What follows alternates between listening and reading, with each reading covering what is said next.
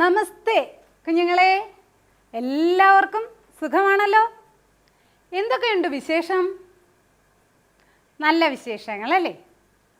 കഴിഞ്ഞ ക്ലാസ്സിൽ ടീച്ചർ പഠിപ്പിച്ചത് എല്ലാവർക്കും ഓർമ്മയുണ്ടോ? എല്ലാവർക്കും ഓർമ്മയുണ്ടല്ലേ? ശരി, എന്നാൽ ഇപ്പോൾ ടീച്ചർ കുറച്ച് സാധനങ്ങൾ നിങ്ങളെ കാണിക്കാം. കുറച്ച് സാധനങ്ങൾ കുറച്ച് സമയത്തേക്ക് മാത്രമായിരിക്കും നിങ്ങൾ കാണുന്നത്.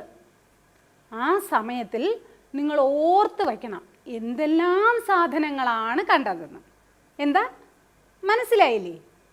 അതായത് ടീച്ചർ ഇവിടെ കുറച്ച് സാധനങ്ങൾ നിരത്തി വച്ചിരിക്കും. നിങ്ങളെല്ലാവരും അത് വളരെ ശ്രദ്ധിച്ച് നോക്കണം. നോക്കുമ്പോൾ നിങ്ങൾക്ക് അറിയാവുന്ന സാധനങ്ങൾ തന്നെയാണ്. അതൊന്ന് ഓർത്ത് വയ്ക്കണം. പിന്നീട് ടീച്ചർ ചോദിക്കുമ്പോൾ പറഞ്ഞാൽ മതി. ഇപ്പം മനസ്സിലായോ? ശരി, അങ്ങനെയാണെങ്കിൽ നമുക്ക് സാധനങ്ങളൊന്ന് കണ്ടിട്ട് തിരികെ വരാം. എന്താ?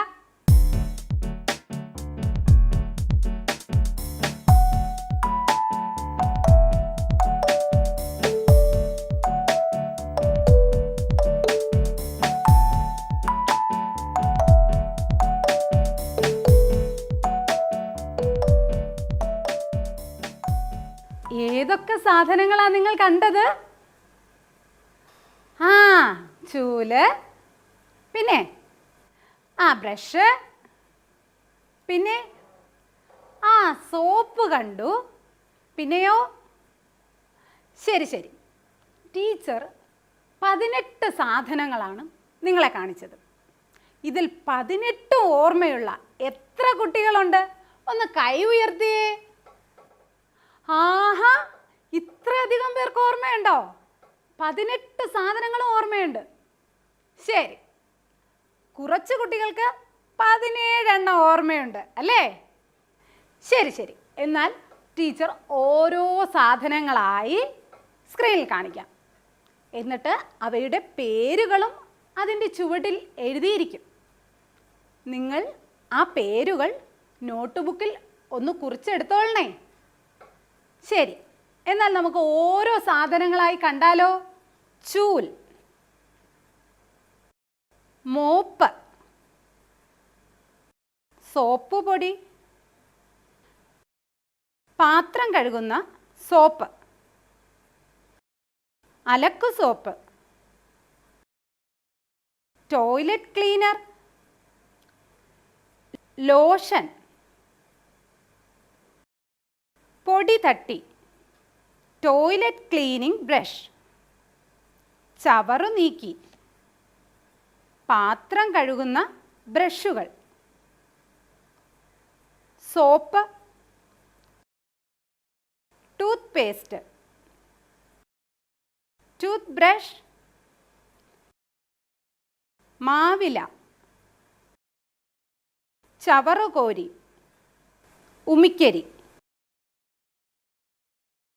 നിങ്ങൾ ഇപ്പോൾ ഈ കണ്ട സാധനങ്ങളെല്ലാം എന്തിനു വേണ്ടിയാണ് ഉപയോഗിക്കുന്നത്? നമ്മുടെ ചൂലും ബ്രഷും സോപ്പും ഒക്കെ എന്തിനു വേണ്ടിയാണ് ഉപയോഗിക്കുന്നത്? ശുചിയാക്കാൻ, അല്ലെങ്കിൽ വൃത്തിയാക്കാൻ. എന്തു വൃത്തിയാക്കാൻ? അതെ അതെ, ഓരോ സാധനങ്ങൾ വൃത്തിയാക്കാൻ. ചിലത് നമ്മുടെ ശരീരം വൃത്തിയാക്കാൻ, മറ്റു ചിലത് നമ്മുടെ പരിസരം വൃത്തിയാക്കാൻ, അല്ലേ? അങ്ങനെയാണെങ്കിൽ ടീച്ചർ ഒരു കാര്യം ചോദിക്കട്ടെ. രാവിലെ നിങ്ങളെല്ലാവരും പല്ല് തേച്ചിരുന്നോ? ടീച്ചറിനൊരു സംശയം. എല്ലാവരും പല്ലുകൾ കാട്ടി ഒന്ന് ചിരിച്ചേ. എല്ലാവരും പല്ല് തേച്ചിരുന്നു. ടീച്ചറിന് നിങ്ങൾ ചിരിച്ചപ്പോൾ മനസ്സിലായി കേട്ടോ. ശരി, എന്തുപയോഗിച്ചാണ് നിങ്ങൾ പല്ല് തേച്ചത്? ടൂത്ത് ബ്രഷും ടൂത്ത് പേസ്റ്റും ഉപയോഗിച്ചാണോ? ചിലർ ഉമിക്കരി ഉപയോഗിച്ചവരുണ്ടോ? ഉമിക്കരി എങ്ങനെയാ ഉപയോഗിക്കുക? ഉമിക്കരി കുറച്ചെടുത്ത് നമ്മുടെ കയ്യിലേക്ക് തട്ടിയിട്ടിട്ട് വിരൽ ഉപയോഗിച്ച് ഉമിക്കരിയിൽ തൊട്ട് പല്ല് ഇറുക്കി തേക്കും. അങ്ങനെയല്ലേ? ആ പിന്നെയോ? ഓഹോ, മാവില ഉപയോഗിച്ചവരും ഉണ്ടല്ലേ. ആ കുറച്ച് പേര് പൽപ്പൊടിയും ഉപയോഗിച്ചിട്ടുണ്ട്. ശരി, ഇതൊക്കെ നമ്മുടെ പല്ല് വൃത്തിയാക്കാൻ ഉപയോഗിക്കുന്ന സാധനങ്ങളാണ്. പല്ലിന് മറ്റെന്തെങ്കിലും പേര് നിങ്ങൾ കേട്ടിട്ടുണ്ടോ? ഉണ്ടോ? ആ വെരി ഗുഡ്. പല്ലിന് ദന്തം എന്നും പറയും. എന്തു പറയും? ദന്തം. ഒന്ന് നോക്കിയേ, വായിക്കാമോ? ദന്തം, പല്ല്. അപ്പോൾ ദാ വരുന്ന പുതിയ ഒരു വാക്ക് കൂടി നമ്മൾ പഠിച്ചു. കഴിഞ്ഞ പാഠത്തിൽ നമ്മൾ പഠിച്ചിരുന്നു, നിങ്ങൾക്ക് ഓർമ്മയുണ്ടല്ലോ, ദാ വരുന്ന കുറേ വാക്കുകൾ. അതിനോടൊപ്പം ദന്തം എന്ന വാക്കും നമ്മുടെ പദശേഖരത്തിലേക്ക് പോകാവുന്നതാണ്. എല്ലാവരും ഈ വാക്ക്, ദന്തം എന്ന വാക്ക് പദശേഖരത്തിൽ ഉൾപ്പെടുത്തുമല്ലോ. Very good. നിങ്ങൾക്ക് പല്ലുവേദന വരാറില്ലേ? ടീച്ചറിനറിയാം, എല്ലാവരും ചോക്ലേറ്റ്സ് ഒക്കെ ധാരാളം കഴിക്കുന്നവരാണ്. അപ്പോൾ പല്ലുവേദന വരാറുണ്ട്. ആ പല്ലുവേദന വരുമ്പോൾ അമ്മമാർ എവിടെയാണ് നിങ്ങളെ കൊണ്ടുപോവുക? ആശുപത്രിയിൽ കൊണ്ടുപോകും. ഏത് ആശുപത്രിയിലാണ് കൊണ്ടുപോവുക? ആ പല്ലുവേദന വരുമ്പോൾ നമ്മുടെ അമ്മമാർ ദന്താശുപത്രിയിലാണ് കൊണ്ടുപോകുന്നത്. ഏയ് എന്താശുപത്രി അല്ല, ദന്താശുപത്രി. ഒന്ന് വായിക്കാം. ആ ദന്താശുപത്രി. ഒന്നുകൂടി, ദന്താശുപത്രി. അപ്പം നമുക്ക് പുതിയ ഒരു പദം കൂടെ കിട്ടി അല്ലേ? ഇതും നമുക്ക് എവിടെ ചേർക്കാവുന്നതാണ്? ആ വെരി ഗുഡ്, മിടുക്കൻ. പദശേഖരത്തിലേക്ക് ചേർക്കാവുന്നതാണ്.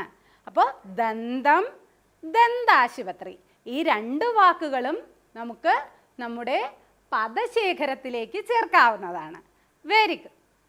പല്ല് വൃത്തിയാക്കാൻ ഉപയോഗിക്കുന്ന ബ്രഷ് നിങ്ങളൊന്ന് വരയ്ക്കാമോ? ഒന്ന് വരച്ച് നോക്കിയേ. എല്ലാവരും അവരവരുടെ നോട്ട് ബുക്കുകളിൽ ബ്രഷ് ഒന്ന് വരച്ച് നോക്കൂ. വരച്ചോ? ശരി, ടീച്ചർ വരച്ചിരിക്കുന്നത് പോലെയാണോ നിങ്ങൾ വരച്ചതെന്ന് പറയണം. ടീച്ചർ ഒന്ന് വരയ്ക്കട്ടെ?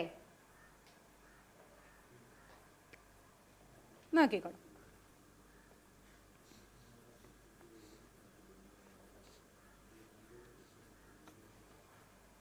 ഇങ്ങനെയാണോ വരച്ചത്?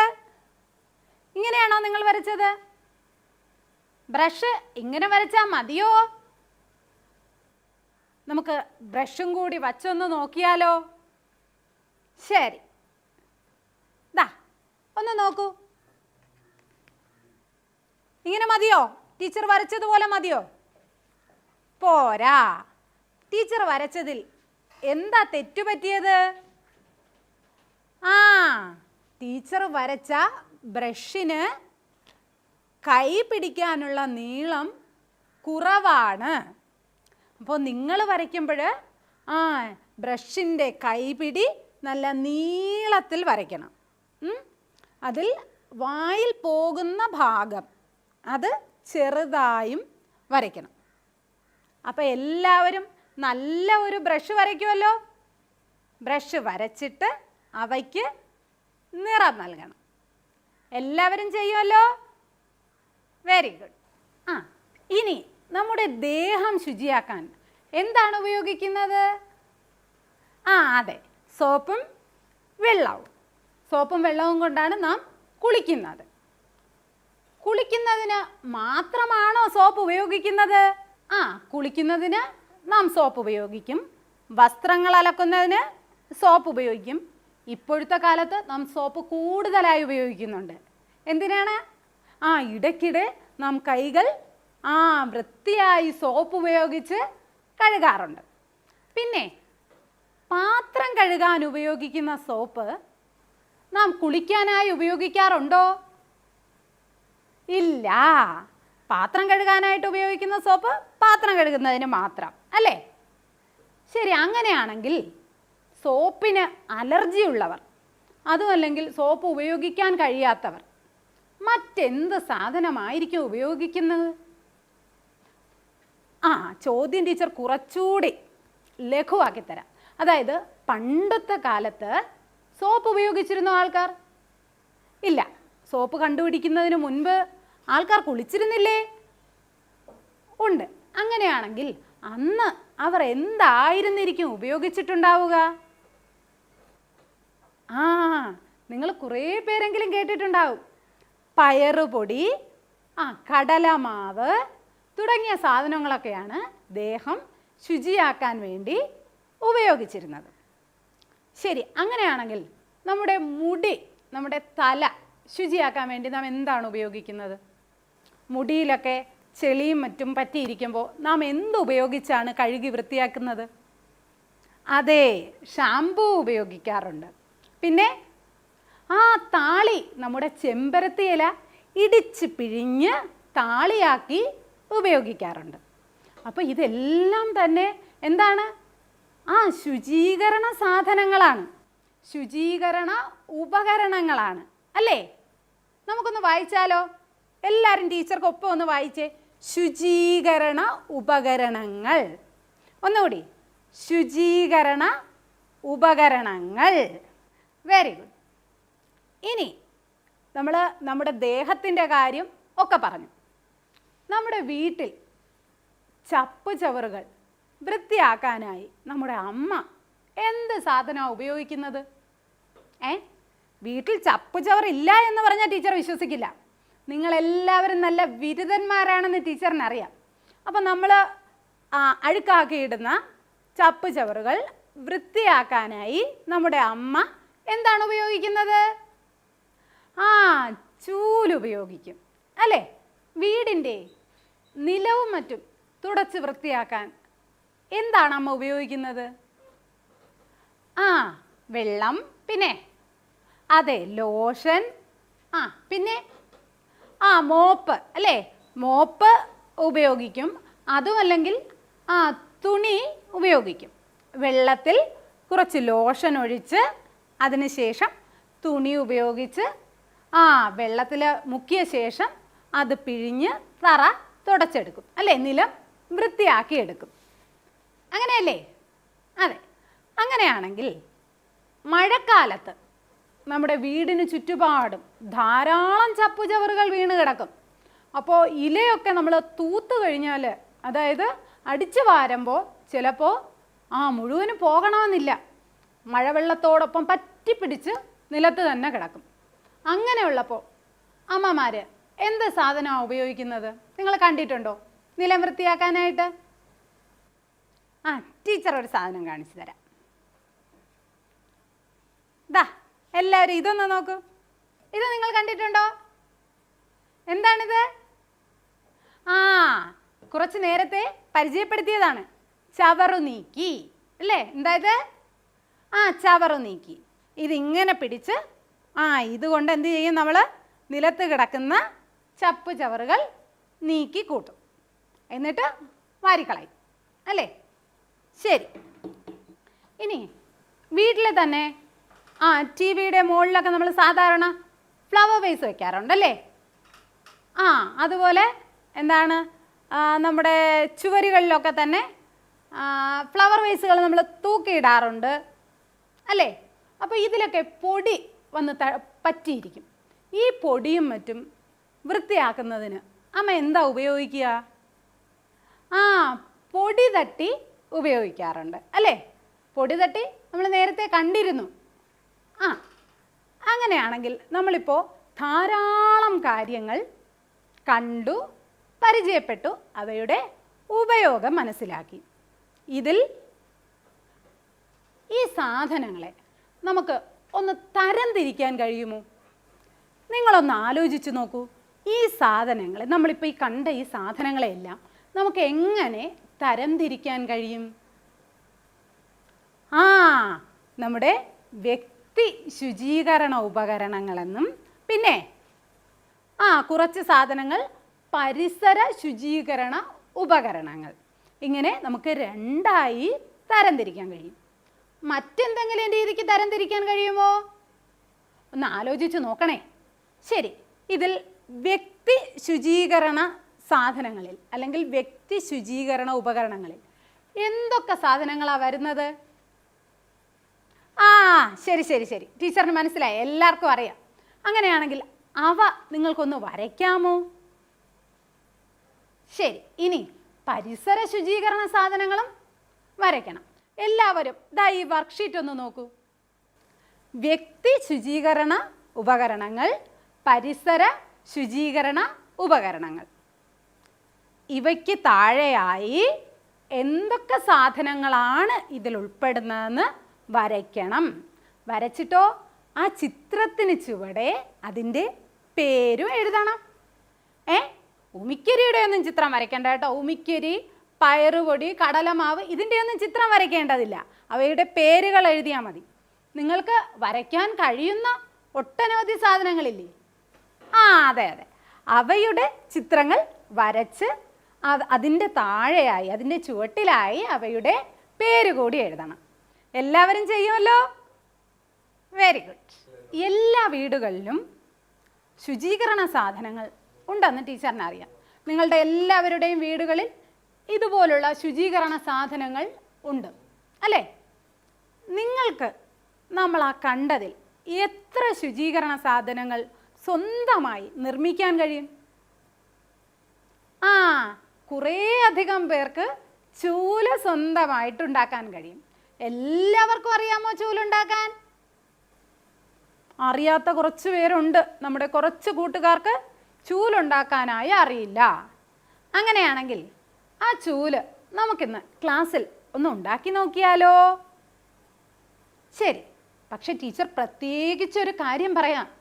നിങ്ങൾ വീട്ടിലെ മുതിർന്നവരോടൊപ്പം, അതായത് അച്ഛനോ അമ്മയോ ചേച്ചിയോ ചേട്ടനോ അല്ലെങ്കിൽ മുത്തശ്ശിയോ മുത്തശ്ശനോ ഇവർ ആരെങ്കിലും ഉണ്ടെങ്കിൽ മാത്രമേ ചൂലുണ്ടാക്കാൻ ശ്രമിക്കാവൂ. കാര്യം എന്താണ്? കത്തി ഉപയോഗിച്ചാണ് നമ്മളിത് ചെയ്തെടുക്കുന്നത്. അപ്പോൾ നിങ്ങൾ കത്തിയെടുക്കുമ്പോൾ ടീച്ചറിന് പേടിയാണ്. അതുകൊണ്ട് അച്ഛനോ അമ്മയോ ആരെങ്കിലും ഉണ്ടെങ്കിൽ മാത്രം നിങ്ങൾ ഇത് ചെയ്താൽ മതി. എന്നാൽ നമുക്ക് ഒരു ചൂലൊന്ന് ഉണ്ടാക്കി നോക്കിയാലോ? ശരി കുഞ്ഞുങ്ങളെ, നോക്കിയേ, എന്താ ഇത്? ഓലയിൽ നിന്ന് വെട്ടിയെടുത്ത ഓലക്കാലുകൾ നിങ്ങൾ കണ്ടിട്ടില്ലേ? ഉണ്ട്. ഇത് ഓരോന്നായി എടുത്ത് ഇങ്ങനെ വൃത്തിയാക്കി എടുക്കണം, ചീകിയെടുക്കണം. ധാരാളം ഈർക്കിലുകൾ ചീകിയെടുത്തിട്ടുണ്ട്. ഇനി എന്താ വേണ്ടത്? ചൂല് കെട്ടണം. ചൂല് കെട്ടാനായി എന്ത് വേണം? അതെ, ചരട് വേണം അല്ലേ? ഇതാ നോക്കിയേ, ടീച്ചർ ഒരു ചരടെടുത്തു. ചൂല് ഇങ്ങനെ കെട്ടിയെടുത്തു. കണ്ടില്ലേ? ഇപ്പോ ചൂല് റെഡിയായി. നിങ്ങൾക്കും ചെയ്തുകൂടെ?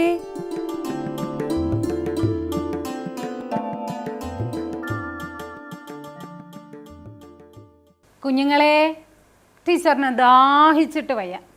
ടീച്ചർ കുറച്ച് വെള്ളം കുടിച്ചിട്ട് വരട്ടെ. ശരി. ഹലോ കൂട്ടുകാരെ, നിങ്ങളോടൊപ്പം സംസാരിച്ച് ടീച്ചറിന് ദാഹം വന്നു അല്ലേ? ടീച്ചർ പോയോ? എന്നാൽ നമുക്ക് കുറച്ച് സംസാരിച്ചാലോ? എന്നെ നിങ്ങൾക്ക് എല്ലാവർക്കും അറിയില്ലേ? എന്നുടെ പേര് ചൂലാനേ, ഇംഗ്ലീഷിൽ ഞാൻ ബ്രൂം. എന്നുടെ പേര് ചൂലാനേ, ഇംഗ്ലീഷിൽ ഞാൻ ബ്രൂം. നിങ്ങളുടെ വീടും ചുറ്റുപാടും വൃത്തിയാക്കി തന്നിടും, ഞാൻ വൃത്തിയാക്കി തന്നിടും. നിങ്ങളുടെ വീടും ചുറ്റുപാടും വൃത്തിയാക്കി തന്നിടും, ഞാൻ വൃത്തിയാക്കി